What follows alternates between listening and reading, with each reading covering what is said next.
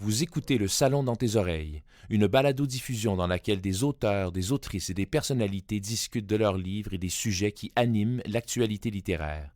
Les enregistrements ont été faits lors du dernier Salon du Livre de Montréal. Je pense qu'on peut commencer. Bonjour tout le monde. Merci d'être là, si nombreuses et nombreux. Je vais me présenter, mais on n'est vraiment pas ici pour parler de moi, mais juste pour vous expliquer qu'est-ce que je fais là. Donc, je m'appelle Mélika Abdelmoumen et je dirige une revue qui s'appelle Lettres québécoises, affectionneusement surnommée LQ, qui est une revue de littérature, critique et création qui existe depuis 1976, mais moi, je ne la dirige pas depuis 1976, je la dirige depuis 2 ans et demi. On a une première collaboration cette année avec le Salon du Livre. Ils nous ont invités à faire une partie de la programmation et ce volet Lettres québécoises a pris la forme de moi qui invite des auteurs que j'adore à venir discuter avec moi. Il y en a un à côté de moi, auteur que j'adore, donc on va discuter avec lui. Et l'idée, c'était pas seulement de parler de leur toute dernière nouveauté ou de ce qu'on sait déjà d'eux et qui est répété partout, mais d'essayer de parler de l'ensemble de leur démarche et peut-être de ce qu'on sait moins, non pas les potins de leur vie personnelle, ce qu'on sait moins de leur parcours d'écrivain. Donc, celui qui se trouve à côté de moi, je pense que vous le connaissez tous pas mal déjà. Ceux qui le connaissent pas, vous allez le connaître. Donc, c'est Michel Jean. Quoi, Mélika, quoi tout le monde, merci d'être là en grand nombre. Merci d'avoir accepté, Michel. Bien, Mélika, ça me fait grand plaisir. D'abord, je suis toujours le fun de te rencontrer, puis c'est le fun aussi de rencontrer les gens au salon. Donc, on va y aller vraiment spontanément. J'ai essayé de relever des petites choses dans ton œuvre qui m'ont frappée, mais on peut aller dans n'importe quel... On va vraiment faire ça très spontanément, mais je commencerai quand même par une petite question, pas une question piège, mais une question pour rigoler et se révolter un peu. Dans ton parcours, dans ce qu'on dit de ton parcours, dans les médias, partout, qu'est-ce qu'on devrait savoir davantage et qu'on ne sait pas? Quelle est l'espèce de contre-histoire de ta vie, ton œuvre? C'est que quand je commençais à écrire, on parlait de mes livres, je disais j'écris simplement. Puis là, à un moment donné, je me suis rendu compte que quand je disais simplement, les gens pensaient que c'était simple. Puis c'est alors que c'était pour moi difficile d'écrire dans un style simple. C'était pas naturel, contrairement à ce que les gens pensent. Et toute la manière que j'écris, tout ça, souvent, cet aspect-là, ça m'a souvent énervé parce que j'avais l'impression que les gens ne comprenaient pas exactement. C'est-à-dire que moi, quand j'écris, je n'essaie pas de créer, d'impressionner le lecteur ou de montrer au lecteur que je sais bien écrire, mais j'essaie de créer des images dans la tête de la lectrice puis du lecteur qui voit les scènes, puis d'écrire, même sans décrire des fois les choses, mais pour générer des images dans l'esprit des lectrices et des lecteurs. Et quand je réussis ça, ça marche. Et souvent, pour y arriver, ça prend une écriture qui est modulée de façon discrète, où on ne remarque pas trop le texte. Mais pour moi, c'est beaucoup de travail de faire ça. C'est pas quelque chose qui est naturel. Souvent, les gens disent « Ah, Michel, j'aime beaucoup la fluidité dans ton texte. » Mais pour moi, c'est parce que ça vient au bout d'une douzaine de révisions, parce que la première version est loin d'être fluide. Il n'y a rien là-dedans qui marche. La fluidité, ça arrive au bout d'un grand travail moi, ça me de demande beaucoup de temps. réécriture. Je pense que pour n'importe qui. Oui.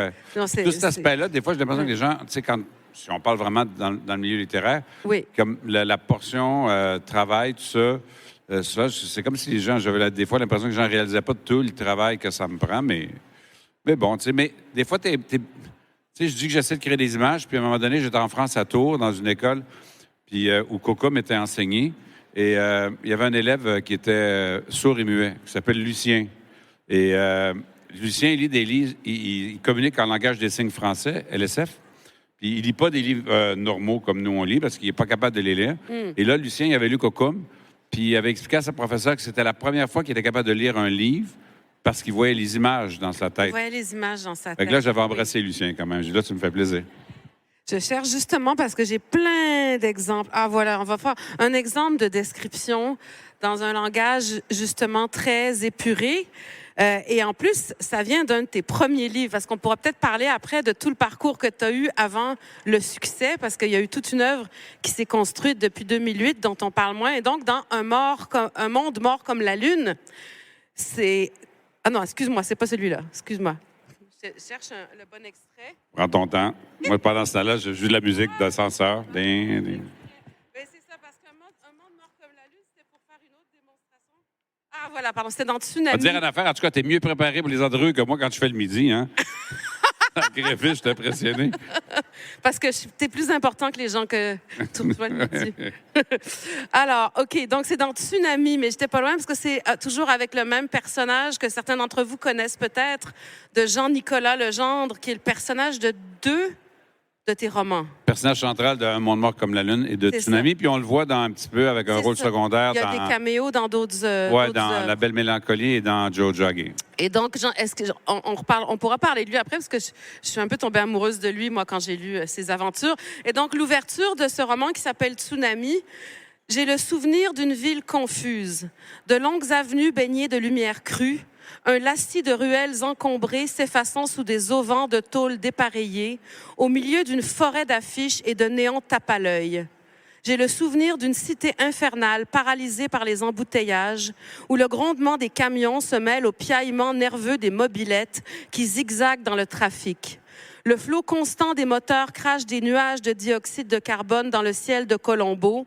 Il y a entre cette ville et moi un malentendu que le temps et l'amertume des mauvais souvenirs ont nourri. Hein? Donc ça, c'est extrêmement épuré. Oui, parce C'est qu'en fait... extrêmement fluide et c'est extrêmement évocateur. Merci. En fait, ce que j'essaie de faire, c'est... En réalité, on ne décrit pas vraiment la ville. Non. On décrit des impressions qu'on a par rapport à la ville. Le trafic, le bruit, la boucane, le nuage, le malaise du personnage par rapport au lieu. Donc, tout ça, l'objectif, c'est de créer une ambiance de...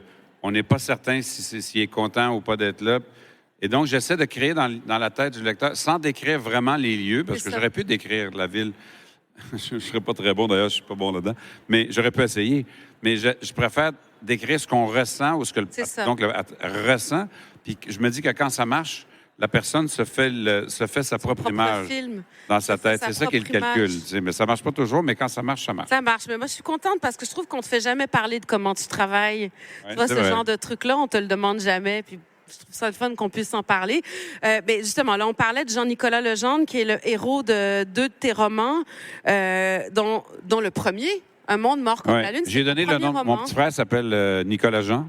OK. Puis je l'appelais Jean-Nicolas. Jean-Nicolas. Ouais. Et donc, ton premier... moi, le premier livre de toi que j'ai lu, après avoir lu Coucoum, mais je suis revenue au début après, c'est donc Envoyé spécial, qui date de 2008. Et je ne sais pas s'il y en a ici qui connaissent ce livre. C'est comme une série de chroniques autobiographiques issues de ton travail en tant que grand reporter. Puis pour moi, ton travail en tant que grand reporter... On le sent dans beaucoup, beaucoup de tes livres, même longtemps après. Est-ce que tu pourrais nous en parler un peu de... Bien, Envoyé spécial, en fait, c'était pour moi mon premier livre. Et c'est arrivé par accident. J'avais écrit un guide de consommation avant et mon éditeur, Martin Balthazar, avant, m'avait approché pour un projet. Puis il disait, on pourrait faire un livre avec plusieurs journalistes qui chacun raconte un épisode qu'ils ont vécu. Puis toi, tu pourrais être la personne qui chapeaute ça. Puis je trouvais l'idée bonne, mais je connaissais pas exactement le genre. Puis il m'avait fait lire Eben de Richard Kapuscinski, qui est devenu un de mes livres favoris, qui est un journaliste polonais qui a couvert notamment l'Afrique. Puis il raconte un peu des histoires comme ça, avec une plume incroyable. Et finalement, le projet n'a pas marché, parce de la guerre des médias. Puis mon boss n'était pas content, les boss de Radio-Canada n'étaient pas contents. Fait que je dis, bon, ben ça ne marchera pas. Là. Je veux dire, la chicane t'es pris, puis je suis en train de parler avec Manon Globensky. Quand je vais leur parler de Céline Galipo, ça ne marchera pas. Fait que, mais entre-temps, en cherchant des sujets pour moi, là, j'avais 1, 2, 3, 4, 5, 6. Puis j'ai dit, ça va peut-être être moins bon si ça avait plusieurs journalistes célèbres, mais moi, je pourrais le faire quand même. Puis ça va être différent. Puis ça va être comme chaque reportage. Et pour moi, c'était la première fois où j'écrivais vraiment autrement que journalistiquement en soutien à une information. Et je me souviens, dans ce qui est le premier chapitre, quand ça commence au début, il y a une description aux éboulements, puis c'est le seul qui se passe au Québec. Puis Martin Balthazar avait écrit « De la graine d'écrivain » à côté, parce qu'il aimait le texte. Ben, il écrivait bien des autres affaires que t'as moins le fun, par exemple, mais tu sais, sur ce bout-là.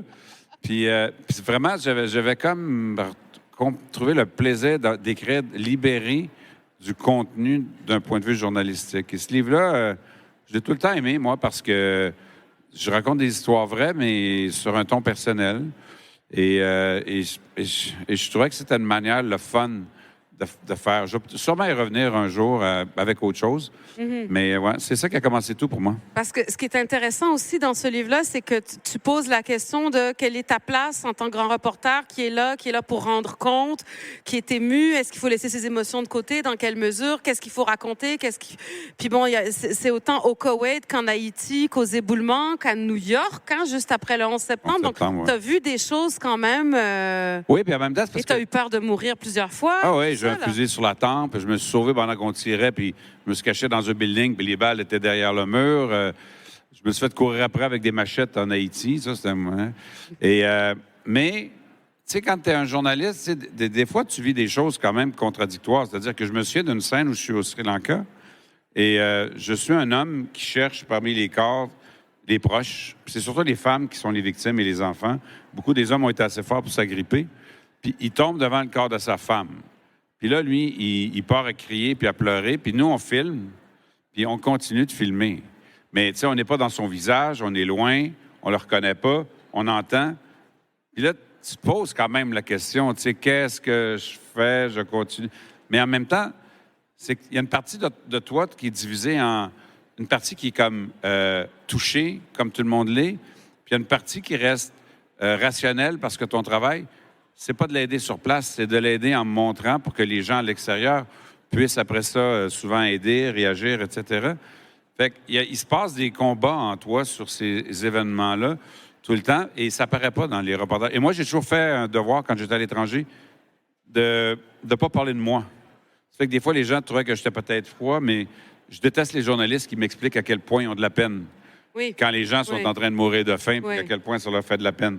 C'est pas ta peine qui m'intéresse, c'est celle des gens qui sont là.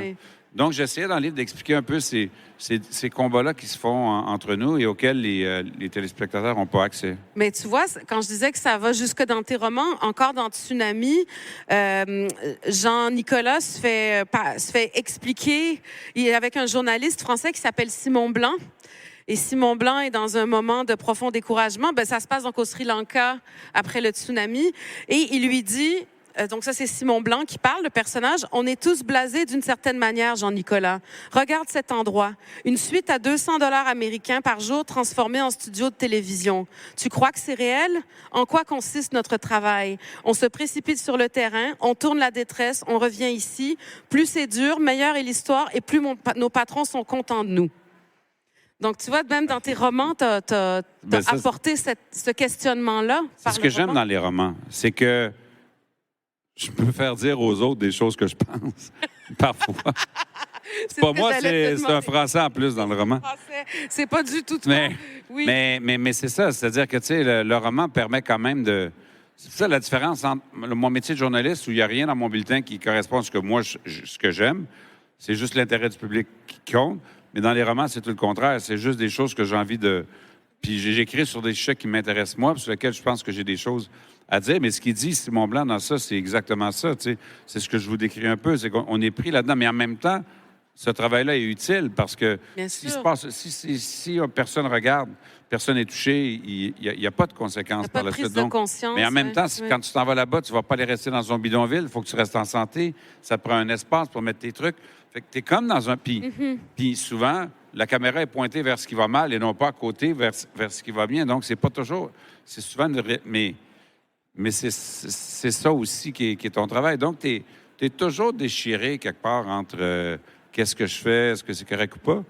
Mais ça, pour moi, ça passe par c'est quoi qui est important pour les gens.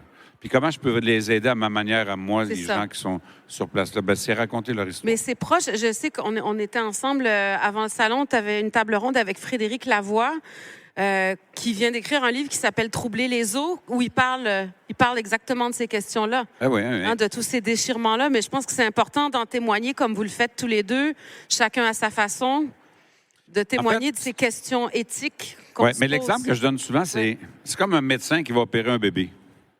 Alors, le médecin, il prend son scalpel, il ouvre le ventre d'un bébé. Je ne pense pas qu'il y a un médecin à qui s'attend d'ouvrir le ventre d'un bébé quand on y passe. L'image, tu vas y ouvrir le ventre. Mais le médecin, il sait qu'en ouvrant le ventre, ça va peut-être... Qu'est-ce qu'il va faire une fois? Donc, il faut accepter d'ouvrir le ventre du bébé pour sauver le bébé. Fait que le journaliste est un peu dans cette situation-là. Il faut accepter ces choses-là pour être capable de faire ta part. mais c'est pas toujours facile, tu sais. Mais en même temps, deal avec, tu sais, parce que c'est ça. Est-ce que tu trouves que c'est plus facile de le faire sous la forme romanesque, cette prise de conscience, ce besoin de, comment dire, ce travail pour provoquer une prise de conscience? Est-ce que tu trouves que c'est plus facile de le faire dans les romans que... Quand tu couvres des crises ou des guerres, les gens ont une attention extrême, là, puis les images sont extrêmement fortes. Quand tu couvres une actualité quotidienne, c'est dur de changer quoi que ce soit. Quand tu fais des reportages sur des faits extrêmement forts, tu peux arriver à rejoindre vraiment les gens de façon forte. Mais je pense quand même que le roman est une manière plus forte, malgré tout, que le journalisme, parce que le roman, l'histoire se passe dans la tête de la lectrice et du lecteur, et que c'est comme un film, mais c'est le film que vous jouez dans votre tête. Mm-hmm. Et en même temps, il y a tout l'élément que dans un roman, on est capable plus facilement de prendre le personnage puis de le mettre à la place. C'est une technique dans un reportage, je vous ai remarqué, le reporter commence avec la femme qui raconte son histoire puis qu'elle a eu des problèmes à son épicerie, puis on la suit. Après ça, on fait l'expert qui raconte ça. Après ça, la réaction politique. Puis on revient après ça avec la femme. Est-ce que ça va... Tu sais, souvent, on va faire ça en reportage pour incarner dans la vie de quelqu'un un sujet qui, autrement, va être aride. Alors dans un roman, tu peux vraiment être la femme plutôt que... Et ça, moi, je trouve qu'il n'y a rien de plus fort que ça. C'est la grande puissance de la littérature, c'est que ça parle aux gens par le cœur, d'abord, et non seulement par la logique. Oui. Et on n'est pas des êtres logiques, on est des êtres émotifs. Oui. Donc, on réagit mieux quand on est appelé émotivement que quand on est appelé de façon logique. En parlant, il y a au moins 4 heures de sujets dont je voudrais te parler, donc je vais être obligée d'en choisir quelques-uns au passage. Mais là, tu viens de parler de « on peut être une femme ». Hein, tu disais ça quand on y rentre, mais toi, tu écris des personnages féminins.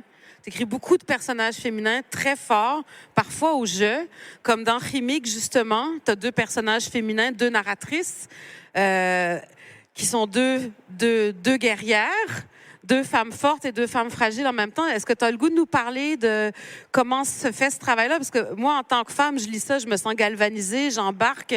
À aucun moment, je me dis, mais voyons donc, c'est un homme qui a écrit ça. C'est drôle, parce que la semaine passée, j'étais au Salon du livre des Premières Nations à Québec, puis j'étais à une table ronde sur la masculinité en littérature. J'étais là, j'ai l'impression que je suis dans un dîner de cons. J'écris avec des personnages de femmes. C'est pas ce que je fais là. Y a-t-il une joke que j'ai manquée? puis, je laissais les autres répondre.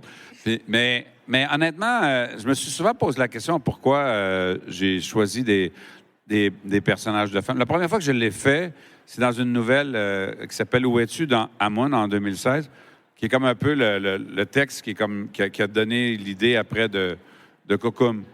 Et quand j'ai écrit Cocum, il y avait le personnage d'Anne-Marie, d'Almanda, qui n'était pas écrit au jeu, mais c'était son histoire. Puis après 50 pages à peu près... j'avais comme un caillou dans le soulier, ça marchait pas. J'ai recommencé au complet au jeu, puis là, je trouvais que ça marchait.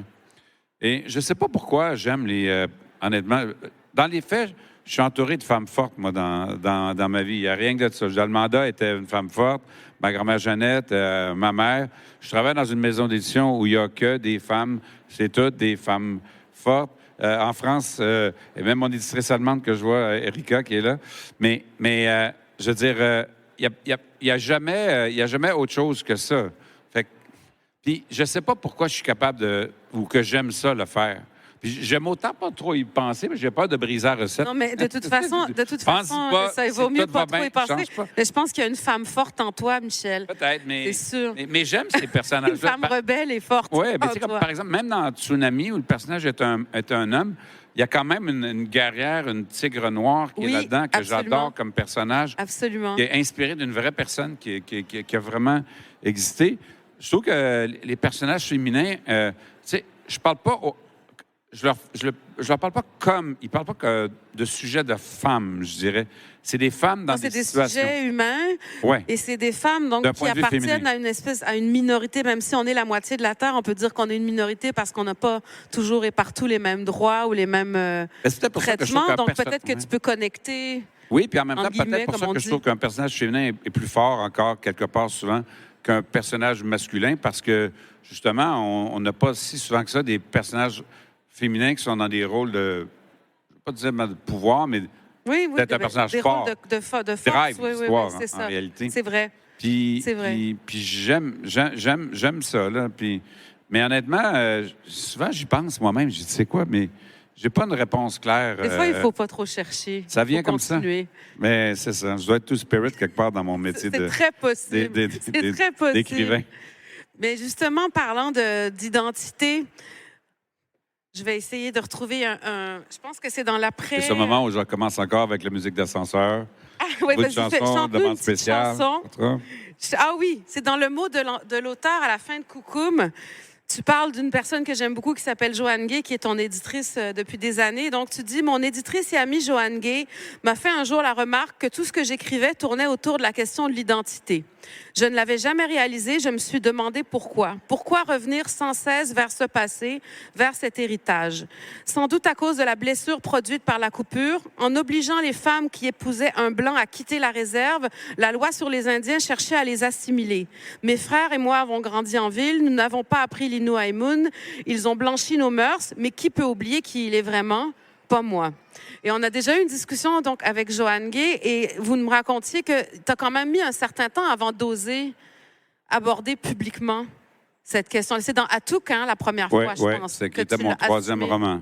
Ça m'a pris du temps avant de commencer à parler des questions autochtones parce que même si dans mes amis, tout ça, c'était quelque chose de connu, aussi loin que je puisse reculer, mais dans mon travail, tout ça, j'en parlais pas parce que c'était juste des problèmes.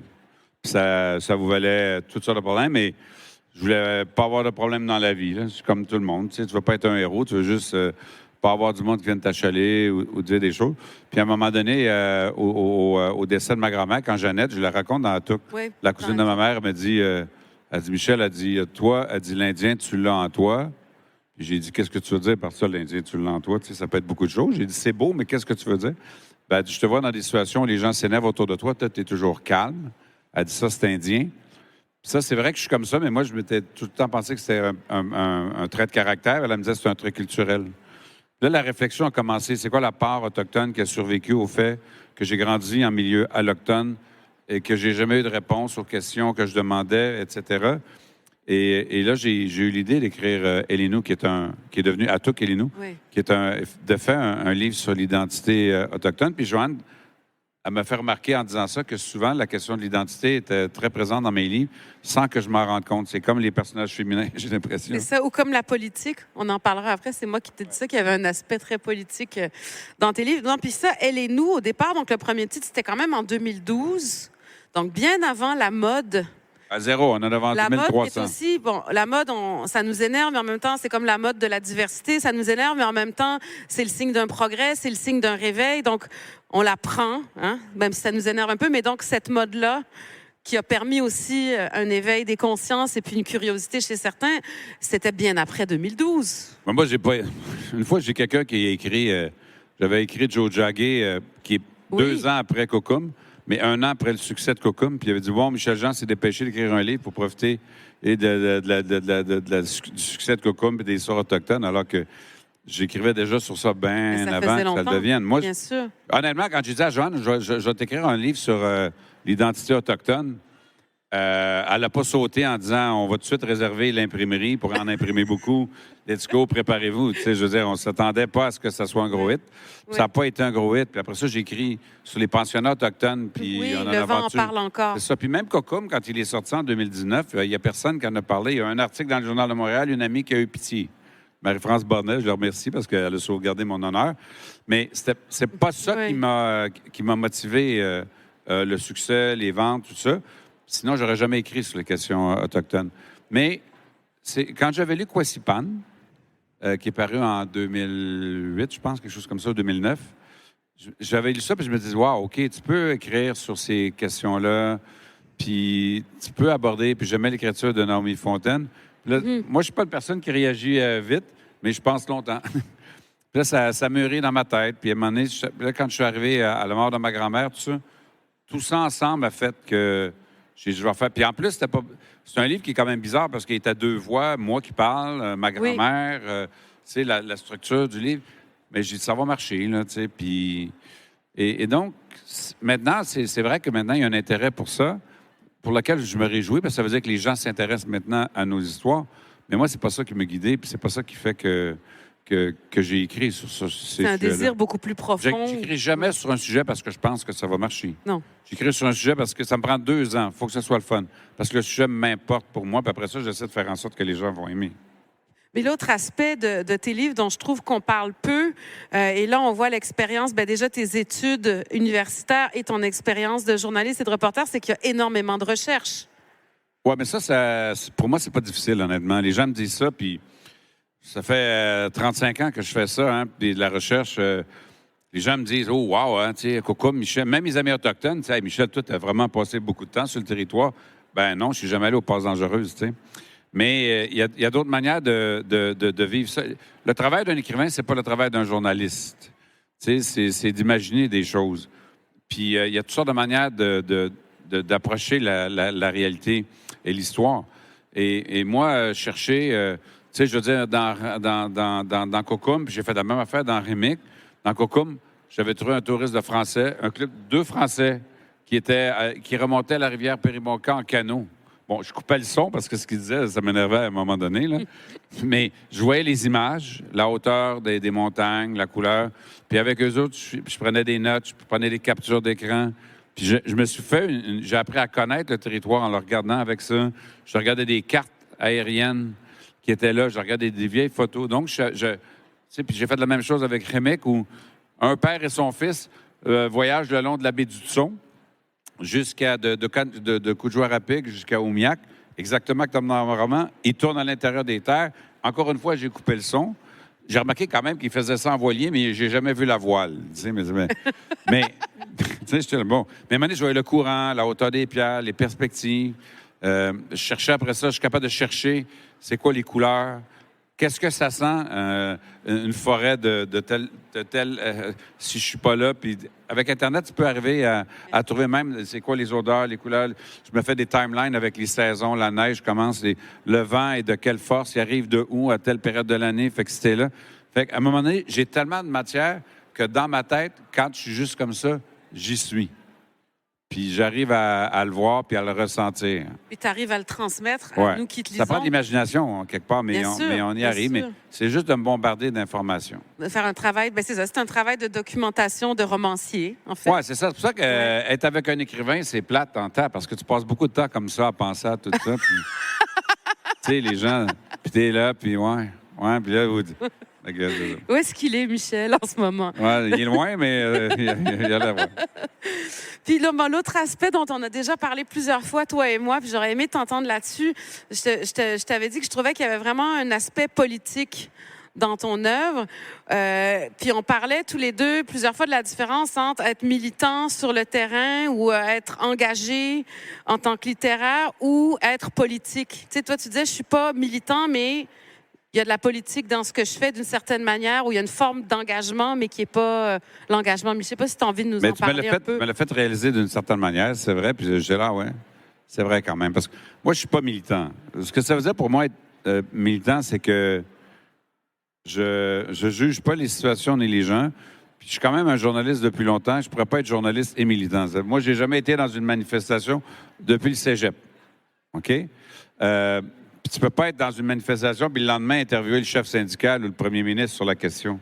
Donc, tu as comme un devoir de réserve. Puis je vis avec ça depuis tellement longtemps que ça m'a conditionné un peu. Mais je suis quand même touché par des situations. Donc, au lieu de dénoncer, j'ai fait le choix qui me correspond à ma personnalité d'illustrer et de faire vivre les situations. Et donc, je vous dis pas, par exemple, que ça, c'est dégueulasse puis que le gouvernement qui a fait ça, c'est dégueulasse. Je monte, puis je laisse les gens juger. C'est là la nuance pour moi. Et là où tu as raison de dire que c'est politique, c'est dans le choix des sujets. C'est ça. Par exemple, Rémic, sur la massacre des chiens nordiques, j'étais tanné d'entendre des gens dans l'espace public, puis des politiciens, puis des historiens, puis même des gens comme Serge Bouchard, pour qui j'avais beaucoup de respect, mais qui était avant d'être un allié autochtone, un nationaliste québécois, dire les problèmes des Autochtones, c'est toujours les Anglais. Parce que les Anglais ont fait de la loi sur les Indiens, les Anglais ont fait les pensionnats autochtones, et les Français, la culture française est plus ouverte aux Autochtones. Là, ils vont me citer la grande tabagie avec Champlain, etc.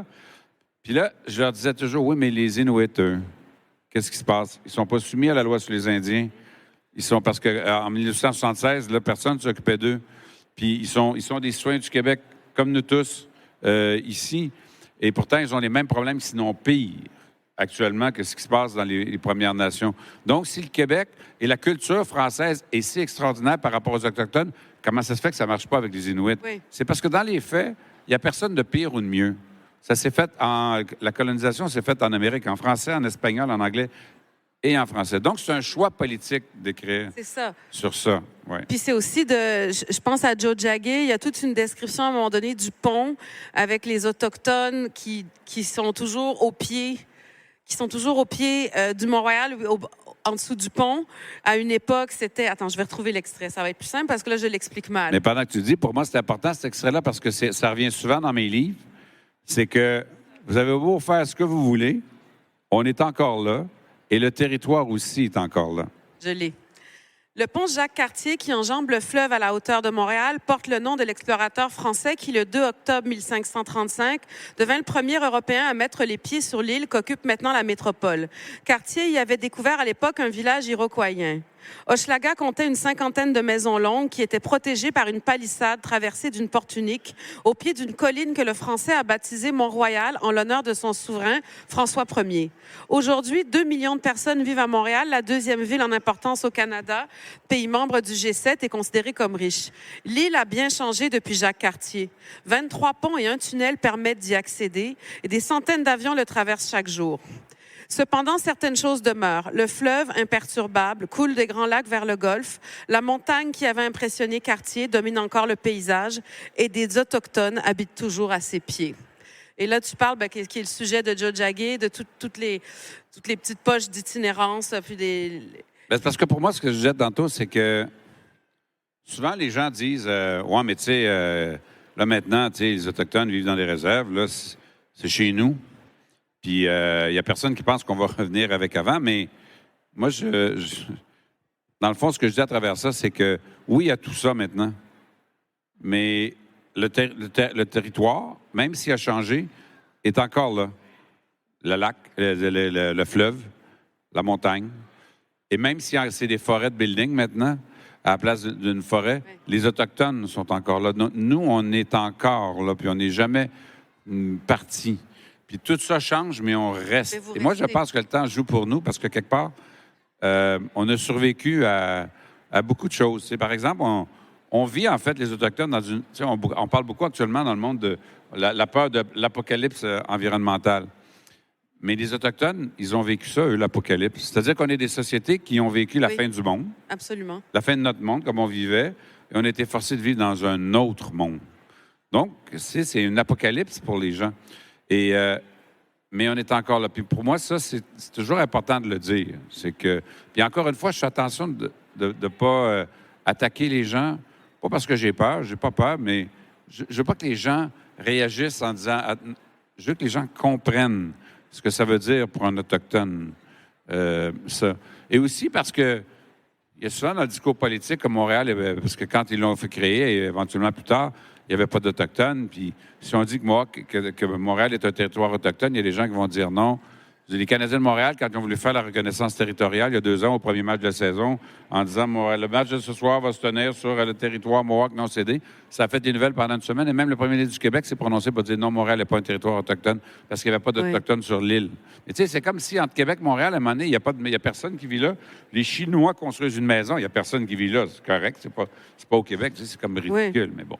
Mais tu l'expliques dans Joe Jagué, ça aussi. Oui. Disons qu'il y a un côté, ce que je veux dire, c'est le côté historique, je ne sais pas comment l'appeler, de certains de tes livres. En tout cas, surtout, même tous tes livres, on apprend énormément.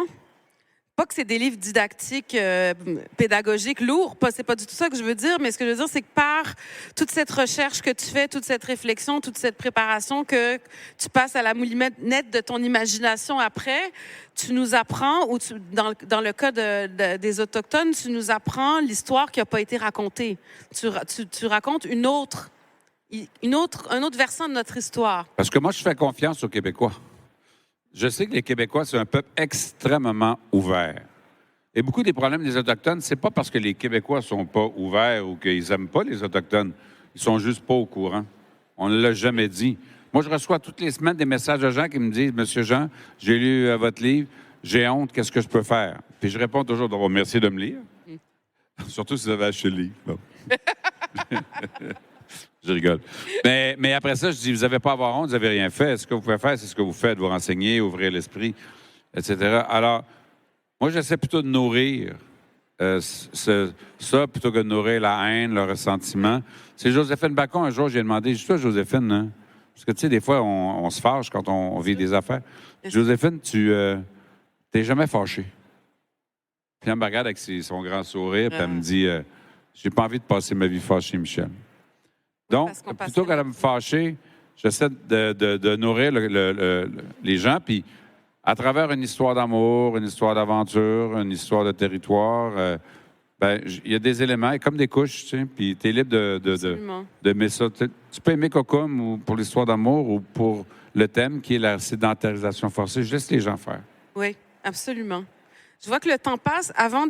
J'aurais plein d'autres questions à lui poser, mais peut-être que vous en avez. Si vous avez des questions pour Michel Jean, n'hésitez pas à lever la main ou vous allez être trop timide. C'est comme ma mère à Halloween, il faut chanter une chanson avant qu'on donne le micro. Pis ça. Non? Personne ose? On a un micro là. Ah, madame en avant. On vous apporte un micro. On va vous apporter un micro. Comme ça, on va vous entendre. Dans votre livre, Une vie à aimer, est-ce que c'est une personne que vous avez connue au centre hospitalier ou c'est une histoire qui vous a été contée, mais c'est tellement vrai, c'est tellement ça? Ça me fait plaisir que vous dites ça, ouais, parce que dans Une vie à aimer, qui est mon deuxième roman, le personnage, ça s'appelle le syndrome Locked-in. Il est couché, puis tout le monde pense qu'il est légume, mais il est sain d'esprit, il a toute sa tête, mais son cerveau ne communique pas avec son corps. Mais en fait, c'est l'idée derrière ce livre-là, c'est plutôt, en fait, j'entends souvent les hommes rarement parler d'amour ou de relations amoureuses. Les femmes le font beaucoup. Mais mes chums, quand ils sont en peine d'amour, sont toutes défaites. T'sais? Donc, c'est juste qu'ils ne s'expriment pas sur ces questions-là. Et j'ai voulu écrire un roman sur le point de vue amoureux masculin. Et donc, j'ai imaginé un personnage qui est prisonnier de sa vie et qui, pour arriver à survivre, pas venir fou, il revit les beaux moments de sa vie. Donc, il revit l'amour de jeunesse, l'amour avec la femme de sa vie, l'amour avec une femme plus jeune, l'amour après qui arrive qu'on ne sait pas. Fait que c'est la situation était comme un prétexte, dans le fond, pour me permettre de parler de ces questions-là. Oui.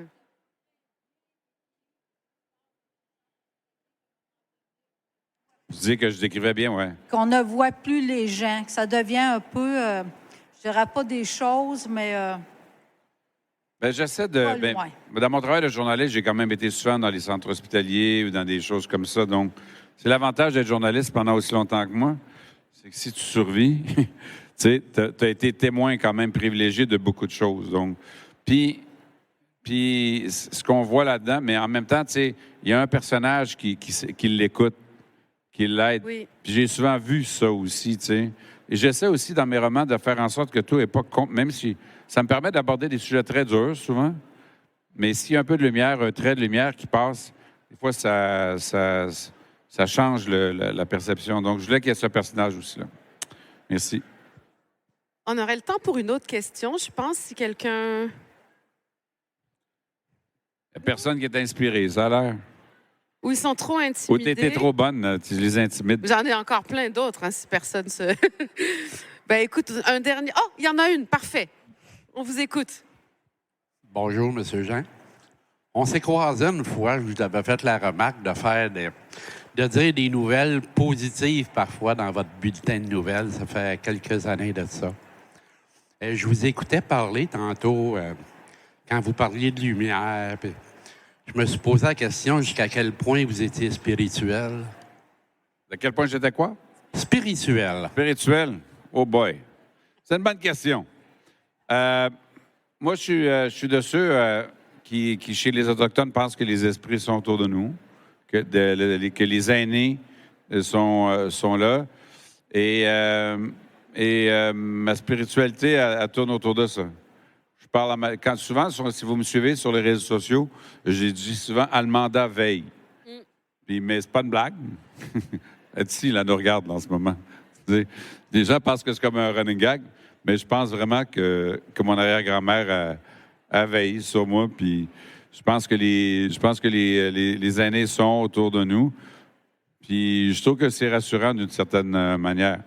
Mais bon, tu sais, ce que je dis là, c'est ce que beaucoup de personnes pensent. Et chez les Autochtones, d'ailleurs, le catholicisme, si ça a aussi bien marché, c'est que ça s'est collé sur ce qu'était la spiritualité autochtone, c'est-à-dire le Créateur, les esprits autour comme les saints, etc. Voilà. Mais je suis quand même pas... je fais pas brûler d'encens, tu sais. On fait ça bien simple. Est-ce qu'il y a une dernière question? Je vois pas bien d'ici. Bon, ben. Ah, oui, madame, là. On va vous passer un micro, comme ça on va bien vous entendre. Peut-être plus un témoignage qu'une question, mais ça va peut-être vous inspirer une réponse. C'est celui que moi j'ai lu, c'est Cocum. Je vais en acheter un autre, là. C'est presque sur la sédentarité. C'est pratiquement un livre d'histoire. Il n'y a pas un livre d'histoire qui aurait fait mieux que le livre, que votre roman. Puis je pense surtout au passage, quand Cocum qui suit son amoureux à chaque hiver dans les territoires de chasse, tout ça, et qui reviennent pour l'été, et qu'un automne, ils repartent, ils sont tous organisés, tout ça, et ils arrivent à l'embouchure, ils ne peuvent plus remonter. C'est arrivé pour de vrai, ça. Je suis certaine que c'est arrivé pour vrai, mais ça arrache les larmes. Puis tu Ouais. ne peux plus ne pas comprendre c'est quoi la colonisation. Alors, vous avez raison que sur les ça, je vais expliquer que dans l'écriture d'un roman, il y a aussi des questions techniques. Puis tu calcules ton roman en fonction de... En journalisme, on appelle ça la baleine. Tu commences le reportage fort, puis après ça, le reportage diminue en intensité, puis à la fin, tu gardes un punch pour finir comme ça a l'air d'une baleine, OK?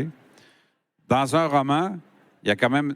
Tu es obligé quand même de penser à des points où est-ce que les choses vont tourner. Toute la première portion de Cocum, le mode de vie, etc., c'est très long, en fait, dans le livre. Et la raison pour laquelle ça occupe autant de place dans le roman, c'est que je voulais que les gens comprennent ce que les Inuits ont perdu.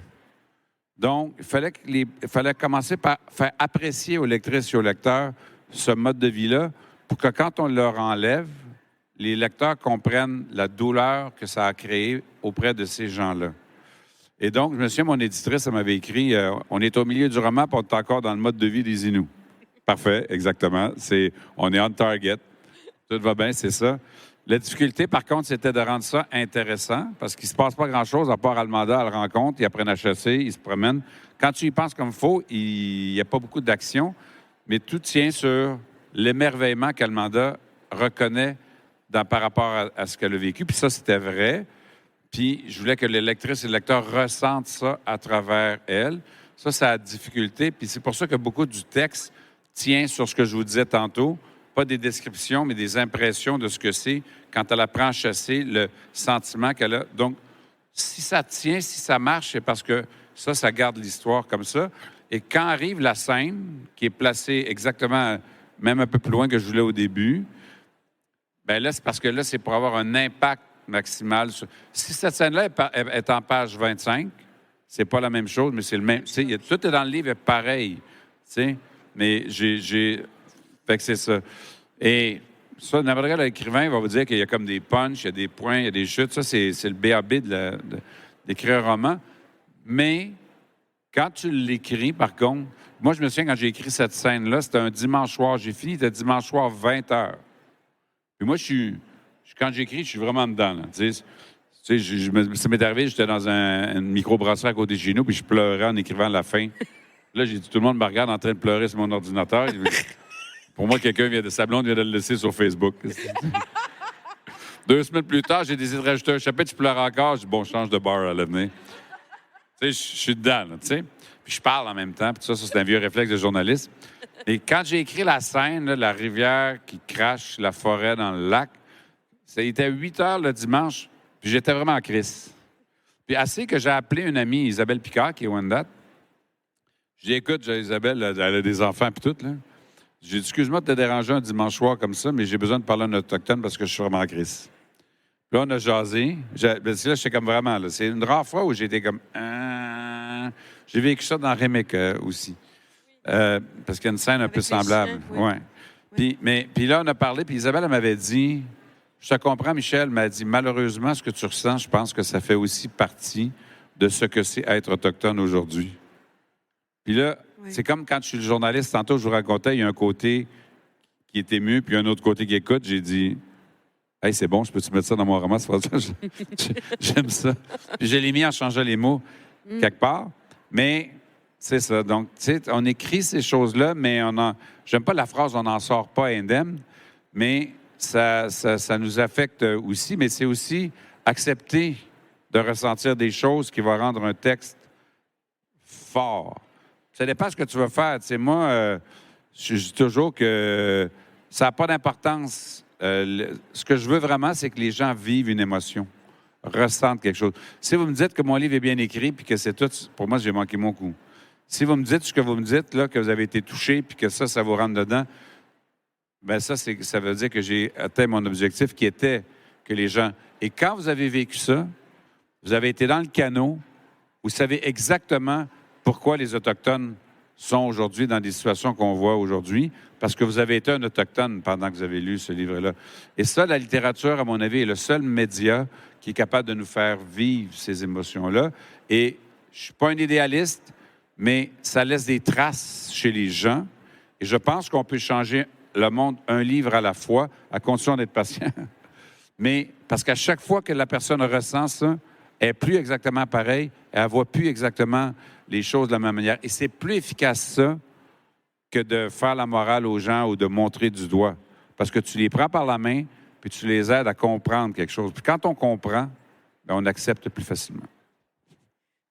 Merci. Merci, Michel. Merci de...